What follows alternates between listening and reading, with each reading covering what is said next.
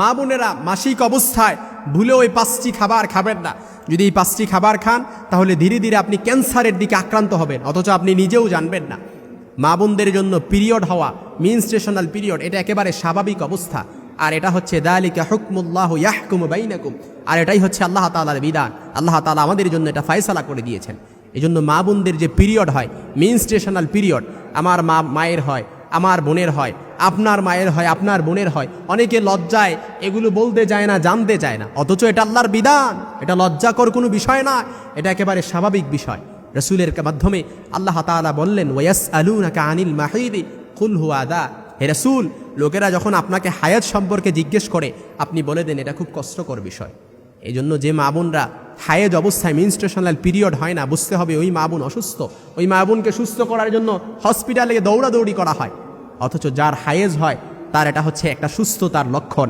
এই জন্য যে মা বোনদের, যে ছোট ছোট বোন আছে যারা নতুনভাবে মাসিক হয়, যাদের বড় বোন থাকলে আপনি আপনার ছোট বোনকে বলেন এই বিষয়গুলো খেয়াল করার জন্য, এই বিষয়গুলো বুঝান। যারা মা আছেন আপনি আপনার মেয়েকে এই পিরিয়ড সম্পর্কে তাদেরকে ভালো করে জ্ঞান দেন। এই জন্য যখন কোনো মা বোনদের মাসিক অবস্থায় যখন শুরু হয়ে যাবে, প্রত্যেক মাসে চন্দ্র মাসে যখন মাসিক শুরু হয়ে যায় তাদের, তখন এই 5টি খাবার ভুলেও খাওয়া যাবে না, যেটা মেডিকেল সায়েন্স প্রুভড করেছে, প্রমাণ করেছে। এর 1 নাম্বার হচ্ছে দুধ, চিজ বা দই। এই খাবারটা ভুল করেও খাওয়া যাবে না। দুধ, চিজ বা দই, এটা যদি আপনি খান তাহলে এটার মধ্যে এরকম কোনো অ্যাসিড রয়েছে, হরমোন রয়েছে, যেটা আপনাকে মারাত্মক লেভেলের আপনার ওপরে প্রভাব ফেলতে পারে এবং ধীরে ধীরে আপনাকে ক্যান্সারের দিকে ধাবিত করতে পারে। মেডিকেল সায়েন্স প্রুভড করেছে। 2 নাম্বার যে খাবারটি মাসিক অবস্থায় আমার মা বোনরা খেতে পারবে না, সেটা হচ্ছে জাঙ্ক ফুড। জাঙ্ক ফুড এটা এমনিতেই শরীরের পক্ষে ভালো নয়, কিন্তু মাসিকের সময় যদি এই জাঙ্ক ফুড খাওয়া হয় এটা তো আরও বিপদ ডেকে আনবে, আরও মারাত্মক লেভেলের বিপদ ডেকে আনবে। 3 নাম্বার, মাসিক অবস্থায় মা বোনরা যেই খাবারটি খাবে না সেটা হচ্ছে তারা কোল্ড ড্রিঙ্কস, ঠান্ডা ড্রিঙ্কস, সফট ড্রিঙ্কস, এটা ফ্রিজের কোনো ড্রিঙ্কস তারা মাসিক অবস্থায় খেতে পারবে না। আর এই মাসিক অবস্থায় খাবারটা খাওয়ার ফলে আপনি দেখবেন 5-10 বছর পরে মারাত্মক লেভেলের ক্যান্সারে আপনি আক্রান্ত হয়ে গেছেন। মাসিক অবস্থায় আপনি যদি এই খাবারটা আপনি বেছে না খান তাহলে এটা আপনাকে অবশ্যই 5-10 বছর পরে এটা আপনাকে ভুগতে হবে। এজন্য আমাদেরকে এটা অবশ্যই মেনে চলতে হবে।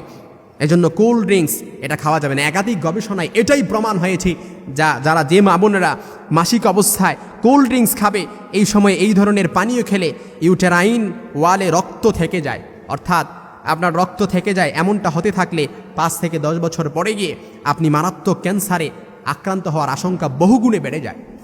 এজন্য 4 নাম্বার যে খাবারটা আপনি মাসিক অবস্থায় খাওয়া যাবে না সেটা হচ্ছে শশা। এই শশা খাওয়ার ফলে আপনার দেখা যায় যে শশা খাওয়ার ফলে নানা ধরনের সমস্যা হওয়ার আশঙ্কা তখন বেড়ে যায়। শশায় উপস্থিত কিছু উপাদান এ সময় শরীরের উপর খারাপ প্রভাব ফেলে।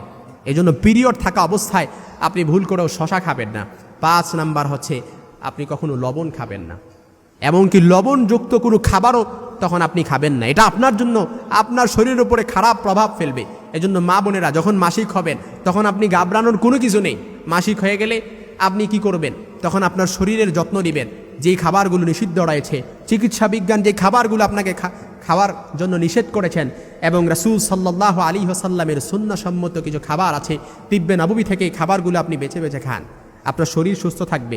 স্বাস্থ্যই হচ্ছে সকল কিছুর মূল। এই সুস্থতাই শরীর কত বড় যে নিয়ামত।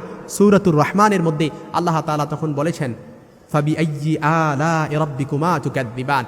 এটি খুলে দেখেন আল্লাহ তাআলা 1 বার নয়, 2 বার নয়, 33 বার আল্লাহ তাআলা কোরআন আল কারীমের সূরাতুর রহমানের মধ্যে এই কথাটি শরীরের ব্যাপারে, নিয়ামতের ব্যাপারে আল্লাহ তাআলা লিপিবদ্ধ করেছেন। ফাবিআইয়ি আলাኢ রাব্বিকুমা তুকাযযিবান।